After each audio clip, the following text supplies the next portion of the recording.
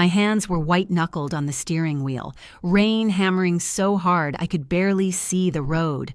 Orange Halloween lights blurred past my windshield like dying stars. My name is Jacqueline Holt. I'm 29 years old and I was driving straight into the storm, both the one outside and the one waiting for me at my childhood home in Connecticut. Halloween used to be my favorite night of the year.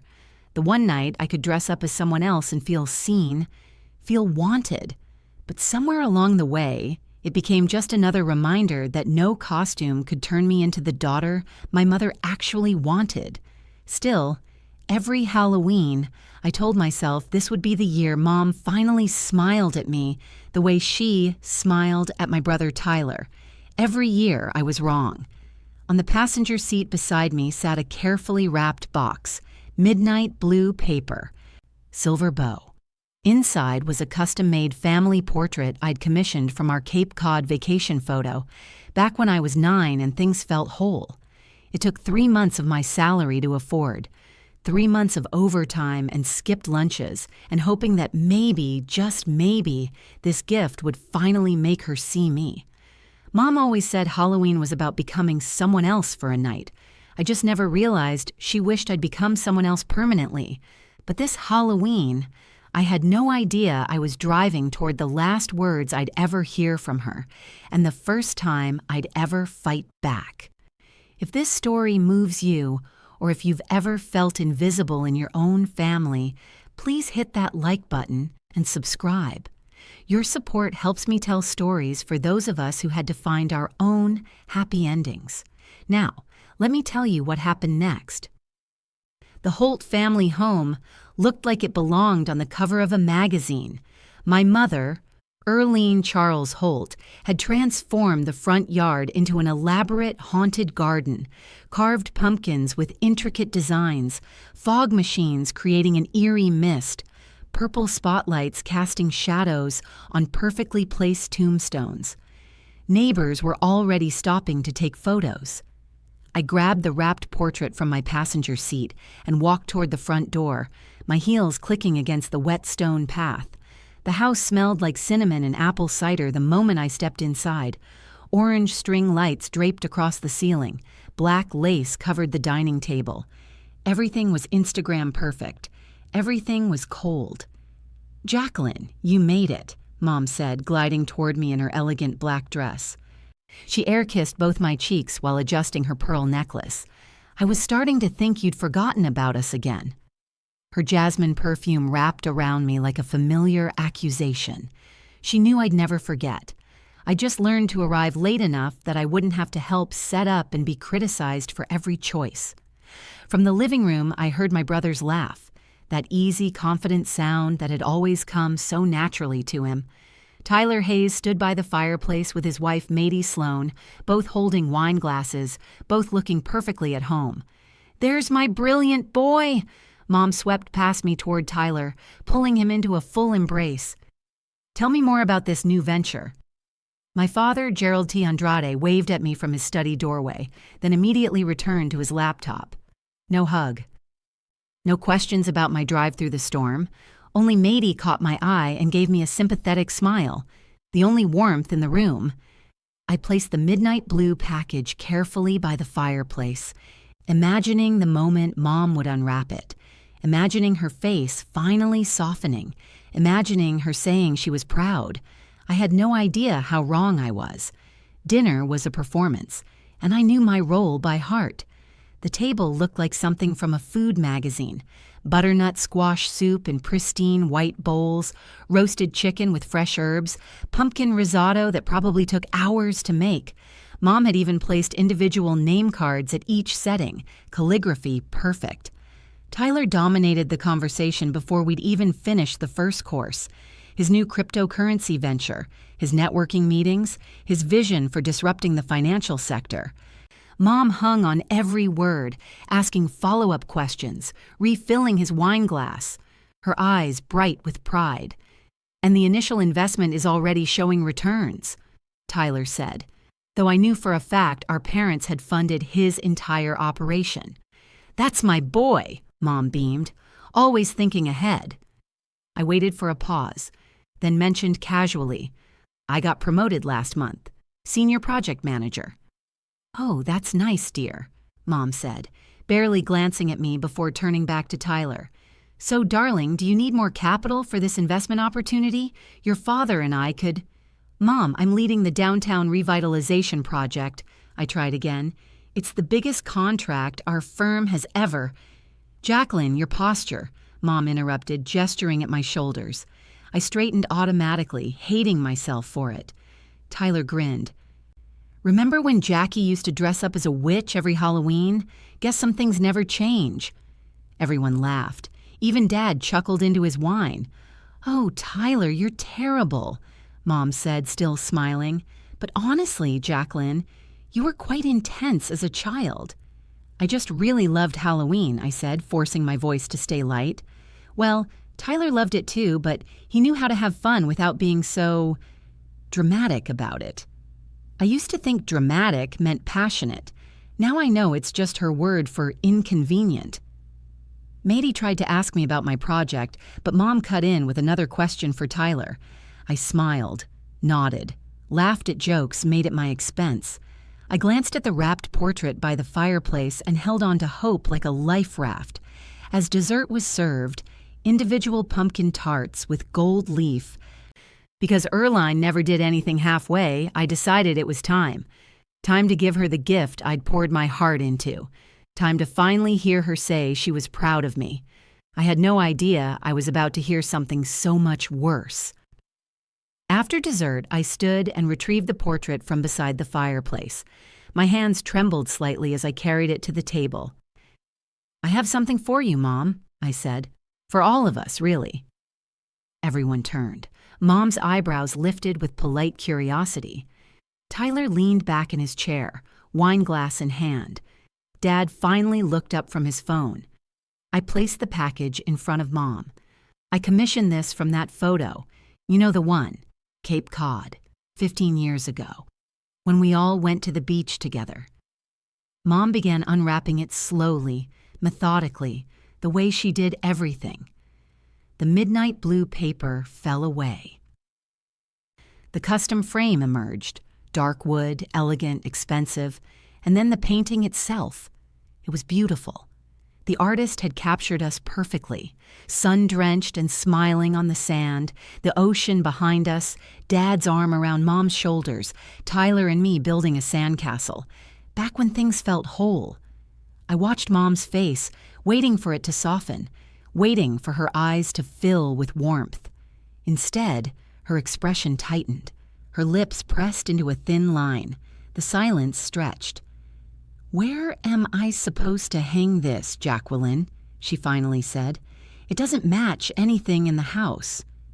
My stomach dropped. I thought you'd like to remember that trip. We were all so happy then. Mom sighed, the kind of sigh that made me feel like a burden. "Jacqueline, sentimentality doesn't pay bills.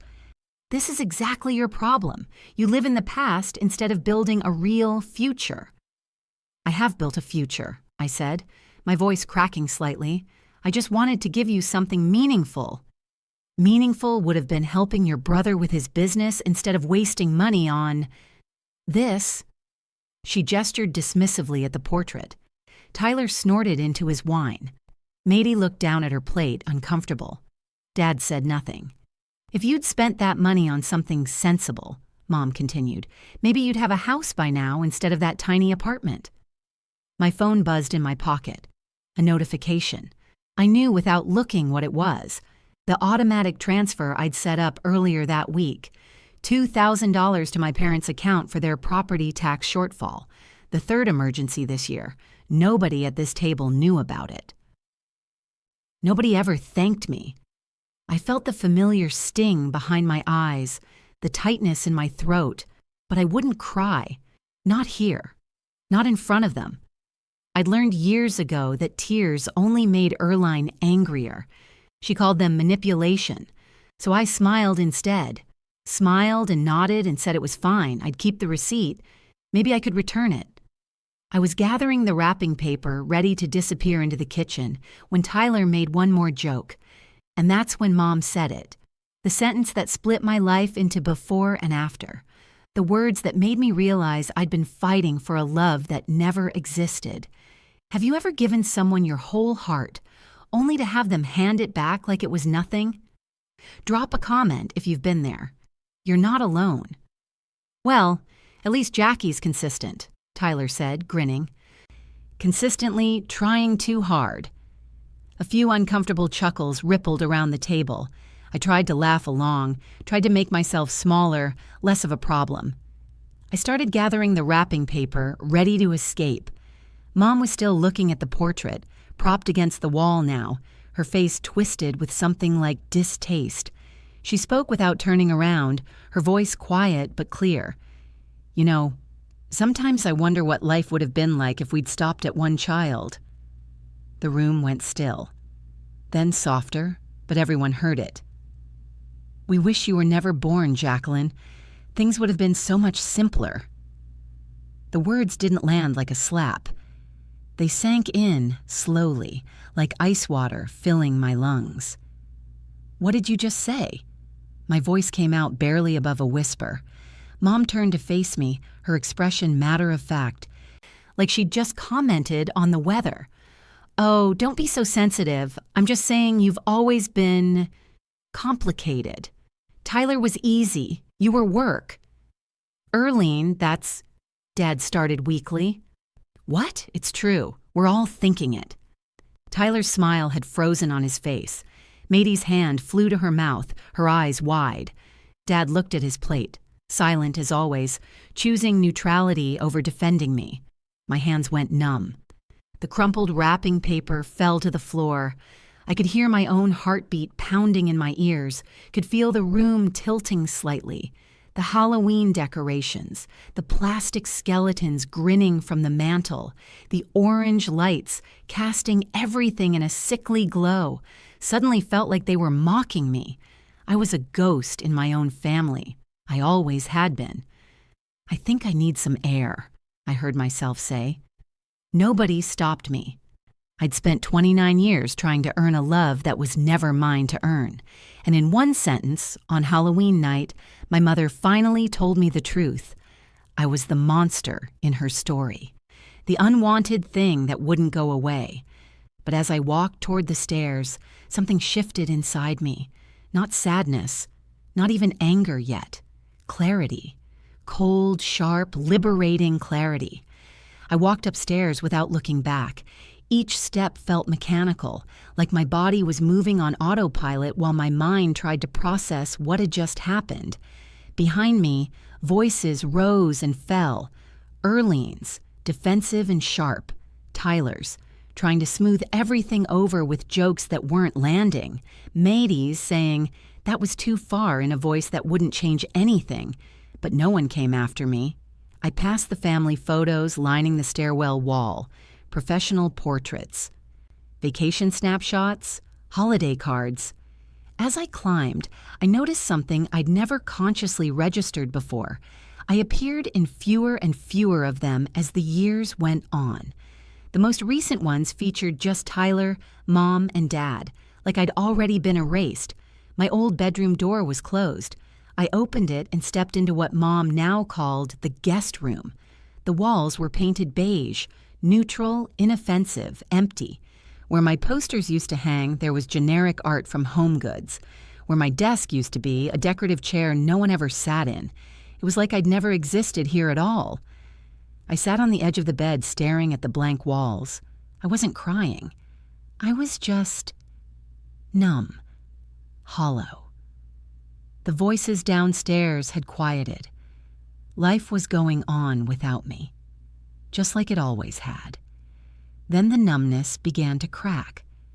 And underneath it was something sharper, something that felt almost like power. I stood and opened the closet. Behind the guest linens and extra pillows were 3 cardboard boxes, labeled in my own handwriting. Jackie's Things. I pulled the first one out and opened it. I used to think this room was my sanctuary. Now I see it was just a storage space for the daughter they wished they could forget. But in trying to erase me, they'd left something behind. Something they didn't know I had. Something that would change everything. I pulled the first box toward me and lifted the lid. Old school papers, yearbooks, a stuffed animal I'd won at a carnival, and then, at the bottom, a manila folder I'd completely forgotten about. The label, in my own handwriting, "Family Finances Do Not Lose." I opened it. Inside were copies of everything: bank statements, receipts, emails, text messages I'd screenshotted and printed years ago when I first started helping my parents with bills. I'd kept them out of habit, some instinct telling me to document everything. Now, sitting on the floor of my erased bedroom, I understood why. Page after page of financial records, transfers from my account to theirs. $8,500 for roof repair in June 2021. $12,000 for the loan I co-signed for Tyler's food truck in March 2020, the business that failed in 3 months. I was still paying it off. Monthly transfers, $500 here, $2,000 there. Emergencies that happened every few weeks for the past 4 years. I pulled out my phone and opened my calculator. My hands were steady now, my mind sharp and clear. $47,340. That's what I'd given them. That's what I'd paid to exist in this family. I found the emails, Erline's words preserved forever. "Just $3,000 to get us through, sweetheart. We'll pay you back." They never did. Text messages. "Can you cover the car payment this month? Don't tell your father, he'll be embarrassed." And my favorite, from 2 months ago. "Jacqueline, we need help with property taxes. $6,000. I know you just got that promotion, so this should be easy for you." I scrolled further back. Found one from 3 months ago. Erline, "Jackie, I need $2,000 for the property tax. Can you transfer it by Friday? Don't mention it to your father. It'll stress him out." Me, "Of course, Mom. Sending it now." Erline, "You're a lifesaver." No follow-up. No thank you after. No acknowledgement. The vacation she'd bragged about on Facebook last year, posting photos of her and Dad on a beach in Aruba, I'd paid for it. Tyler's consulting business? Funded partially by the loan I was still paying off. I sat there on the floor, surrounded by proof of my own erasure. Every dollar I'd given them was a silent apology for existing. Every transfer was me trying to buy a love they'd never sell. But now, staring at the numbers, I felt something new. Not sadness, not even anger. Power. I pulled out my phone and started taking photos. Every document, every receipt, every text, every email. Then I opened my laptop and created a new folder, The Truth About the Holt Family. If you've ever been the family ATM while being called selfish, let me know in the comments. This next part is for all of us. I didn't sleep. I spent the entire night organizing everything into a timeline. I created a simple video presentation. Nothing fancy, just slides with dates, amounts, and screenshots. Clean, professional, undeniable. My voiceover was calm, factual, almost clinical. November 2020, $3,000 for emergency car repair. January 2021, $5,000 for medical bills. June 2021, $8,500 for roof repair. March 2020, $12,000 loan co-signed for Tyler's business venture, still being paid off by me. Monthly transfers ranging from $500 to $2,000 for various emergencies over 4 years. On and on, each slide a receipt. Each receipt a piece of the truth they'd tried to bury. The final slide showed the total in bold letters. $47,340 over 4 years. The last frame was a photo of tonight's portrait, still leaning against the wall downstairs where Mom had dismissed it, and a single line of text, "Since you wish I was never born, here's what your life would have looked like without me." I saved the video to a USB drive, wrapped it in orange Halloween paper, fitting since this family had always been a horror show. I wrote a note on the card, "For the family that has everything. Happy Halloween. The daughter you wish you never had." Then I lay down on the guest bed and closed my eyes. For the first time in hours, maybe years, I felt light instead of heavy. I knew exactly what I was going to do. Revenge wasn't the goal, truth was. But sometimes, truth is the sharpest blade of all, and I was finally ready to let them feel its edge. The next morning, November 1st, All Saints' Day, the irony wasn't lost on me. I came downstairs. The house was quiet. Mom was in the kitchen, wiping down counters, putting away dishes from last night's dinner. Dad was in his study, door half closed. Tyler and Matey had already left. Mom didn't apologize. She didn't even acknowledge what she'd said. She just looked up when I entered and asked, "Coffee?" As if nothing had happened. "Yes, please," I said. My voice was calm, eerily calm. I placed the small orange-wrapped package on the kitchen counter between us. Mom glanced at it, then at me, her expression guarded. "What's this?" "I have one more gift for you, Mom," I said. "For the whole family, actually." She looked annoyed but curious. "Jacqueline, about last night." "It's fine, Mom, really." I smiled. "I actually have something for you." "A different kind of gift."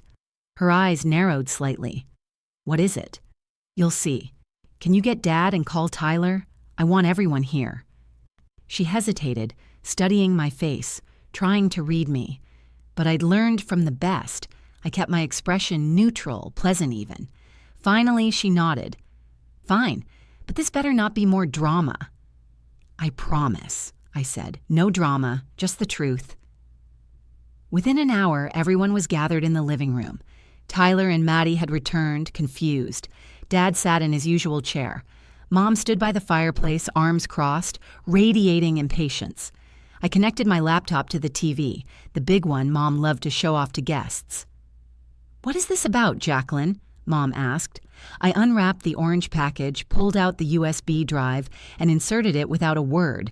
Then I pressed play. My voice filled the room, calm, clinical, factual. November 2020, $3,000 for emergency car repair. The first slide appeared, a bank statement with the transfer highlighted. January 2021, $5,000 for medical bills. Screenshot of a text from Mom. "Just $5,000, sweetheart, we'll pay you back." June 2021, $8,500 for roof repair. Receipt, email, proof. March 2020, $12,000 loan, co-signed for Tyler's business venture. Tyler's face went pale. Still being paid off, by me. Mom's jaw tightened. "Jacqueline, turn this off right now." "No," I said quietly. "You're going to watch all of it." Slide after slide, monthly transfers, property taxes. The Aruba vacation she'd posted on Facebook, every emergency, every request, every dollar. The running total appeared, $47,340. Dad stared at the screen, frozen. Maddie's hand covered her mouth, tears streaming down her face. The final slide appeared, the portrait from last night and the words, "Since you wish I was never born, here's what your life would have looked like without me." Silence. Mom's face went from red to white. "How dare you?" she whispered, voice shaking. "How dare you air our private business like this?" "Private?" I unplugged my laptop and stood. "You mean the private business where you took nearly $50,000 from me and then told me I was irresponsible with money? Jackie, come on, we're family." Tyler started. "Family doesn't wish each other was never born, Tyler." Dad finally spoke, his voice small. "Jacqueline, I didn't know it was this much." "You didn't want to know, Dad. None of you did." "Because then you'd have to say thank you, or worse, you'd have to admit I mattered." I picked up the portrait from where it still leaned against the wall. "You got your wish, Mom. As of today, I was never born. You'll never hear from me again. And when the bills come due, you'll finally understand what life without me actually costs." I walked out. The door closed behind me. Silence. I didn't answer calls. Over the next 2 weeks, my phone exploded. Mom called 14 times the first day alone. Tyler sent long texts that started apologetic and ended accusatory. "You didn't have to humiliate us like that, and we're still your family." Dad left one voicemail. "Jacqueline, please, we need to talk." I didn't respond to any of them. I blocked Mom's number. I sent Tyler one message. "The loan is in your name now. You're an adult. Handle it." I told Dad, "You had 29 years to defend me. Your silence was a choice." Mady reached out privately. "I'm so sorry. I had no idea. Tyler's a mess. Your mom won't leave her room." A cousin texted, "What happened? Your mom is telling everyone you had a breakdown." I sent her the video. "Here's what actually happened." Word spread through the family like wildfire. Extended family started asking questions. Mom's church friends heard whispers. Tyler's loan payments started coming due. He couldn't pay. The property tax bill arrived with no one to cover it. Dad finally had to face the numbers. "Maddie, Jackie, I'm so sorry. I knew they were hard on you, but I didn't know about the money. Tyler's freaking out about the loan. Your mom is telling everyone you're lying." Me, "I have receipts, Mady, literally. If she wants to call me a liar, I'll send the video to everyone." Mady, "She's scared. She knows you're right." Me, "Good. Fear's what you feel when you finally face the truth." I didn't feel guilty. I didn't feel angry. I felt free. For the first time in my life, I wasn't carrying their weight, and the lightness was intoxicating. I moved to a new apartment across town, a bright top-floor unit with huge windows and a balcony that caught the morning sun. I hung the portrait in my living room, the one my mother had rejected. It looked perfect there.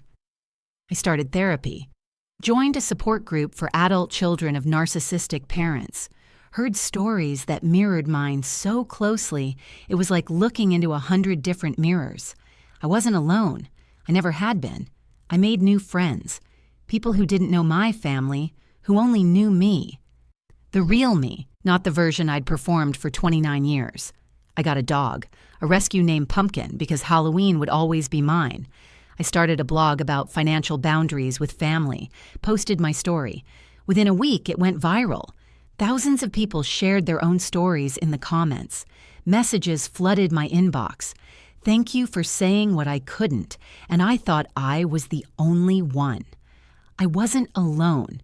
None of us were. One post read, "They called me selfish for setting boundaries. They called me cruel for telling the truth. But here's what I learned. Your peace is not a betrayal.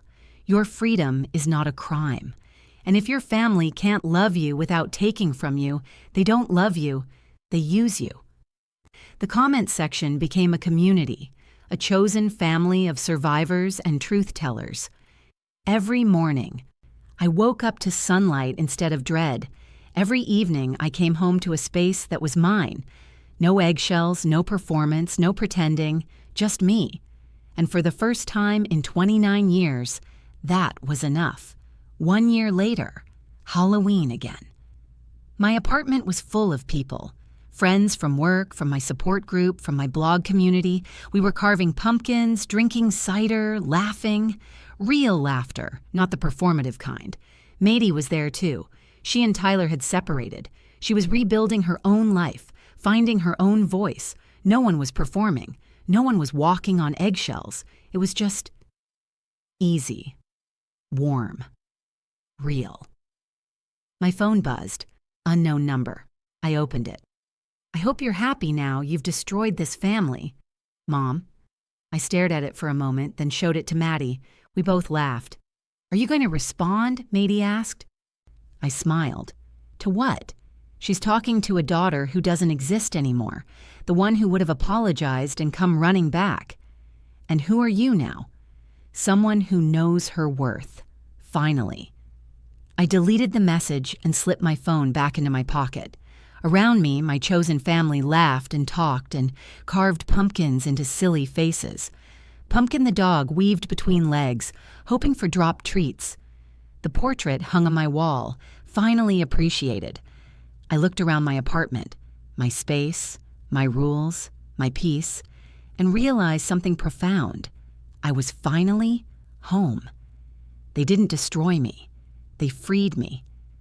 And that Halloween night, surrounded by people who chose to love me, I realized I was never the monster in their story. I was the hero in mine. I'm speaking directly to you now. If you've ever been the Jacqueline in your family, if you've ever been told you're too sensitive, too dramatic, too much, this is for you. If you've ever funded someone else's life while being called selfish, if you've ever apologized for existing, if you've ever tried to buy love that was never for sale, I see you. Here's what I learned that Halloween night. Your peace is not a crime. You don't owe anyone access to you just because you share DNA. Walking away is not cruelty. Sometimes it's survival. The people who truly love you won't make you pay for it. Not with money, not with silence, not with pieces of yourself. That Halloween, my mother told me she wished I was never born, so I did what nobody expected. I gave her exactly what she wanted, and I finally gave myself what I deserved: peace. If this story resonated with you, share it. Comment below if you've been there. Subscribe for more stories about finding freedom, because your story matters too. Thank you for listening. For the first time in my life, I feel seen.